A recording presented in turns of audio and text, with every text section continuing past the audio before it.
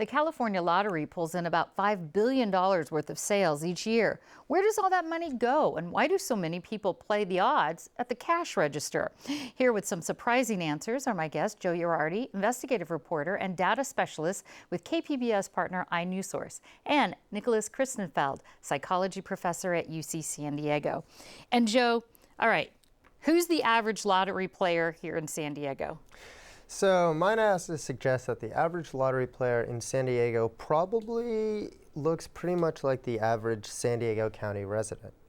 I looked at the sales of lottery tickets by the income level, the average income level of a zip code. And as it turned out, about 3/4 of all lottery sales in the counties were in middle class or moderate income neighborhoods. Only about 1% were in really poor neighborhoods. How does that compare to California and the rest of the nation as far as middle class players?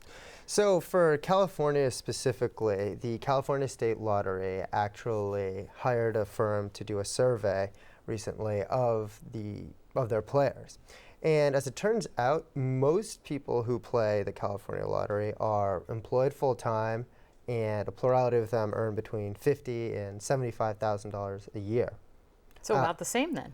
So yeah, it seems to match to some degree what you would expect San Diego to be, just based on where those tickets are being sold. Now, you also asked nationally. Nationally, the picture is murkier. It's less clear because there have been studies from different states, different cities, as well as nationally, that try to pin down the question of whether a lottery kind of disproportionately affects the poor.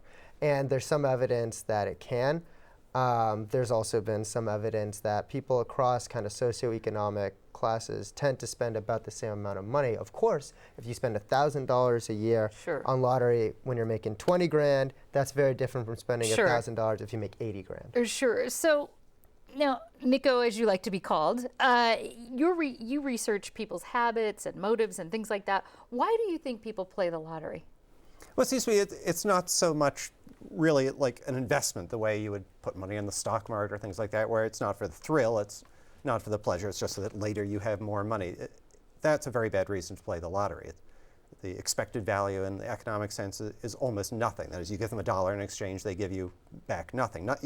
Not just that you're unlikely to win, but even if you win, it's not that great. It's not that great psychologically, and it's not as much money as you thought it was going to be, and so on. So really, it's about the worst gamble you can do. Those roulette tables are vastly better. The poker tables, the odds. All those things are better. So then why do people do it? So it really is, I think, not so much what would happen if you won, it's what you feel like when you might win. That is, holding the ticket, you're holding the possibility of what you think would be a vastly better life. You're wrong about that, but as long as you think it, that's why it's worth something. I believe it every time. I don't have to worry any again about car payments or house payments or tuition for the kids or whether I can buy a second pair of shoes, whatever it is. As long as you hold that ticket, you can imagine that blissful life. So buying hope, it sounds like a little bit, or buying at least a little dream. Nico, let me ask you this then. Are there certain signs that, this is fun, all right, you spend $1, you buy a little hope for the day or something, or a little wish for the day. When do you know if it's become a psychological or an addictive problem? Well, with all of these addictions, the general idea is when it starts to interfere with your normal life. That is, when you're starting to spend money and not have enough money for food, for yourself or your children, or gets in the way of other activities. And that's true for gambling addiction, sex addiction, alcohol addiction, substance addiction, right? That all of these things can be used in moderation without interfering with your life, and that's the way most people gamble. But once it crosses over and starts to interfere with the normal course of your life, then get some help there. Now, Joe, the California Lottery has been around for about 30 years. How much does the state get from lottery sales, and how much does that fund California schools?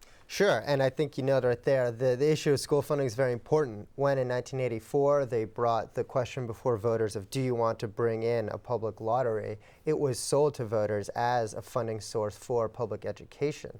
Last year, they brought in about $5 billion statewide in lottery sales, and they sent to schools about $1.35 billion of that. Most of the rest went to things like prize money, as well as commissions to lottery retailers, and then what was left was staff overhead at the lottery commission, expenses to keep the operation running. So a little bit goes to school. Well, a little bit. That's enough money. It's just not as a whole bunch of it. Unfortunately, we're almost out of time, so I have to end on this. Do you play the lottery? I never have. Never? If someone gave me a ticket, I would probably hold on to it and bother checking, but even that I might not do. And Joe, you've won recently on the lottery. Do tell us. One, indeed, yeah. So actually, the first time I ever bought a lottery ticket was for this story when I went down to a liquor store that sold them. I got a $3 scratcher's ticket, and I ended up winning all of $4 on it. See, people win. Joe Girardi Lure you and in. Nick Yeah. Christenfeld, thank you so much. Thanks, Mike. Pleasure.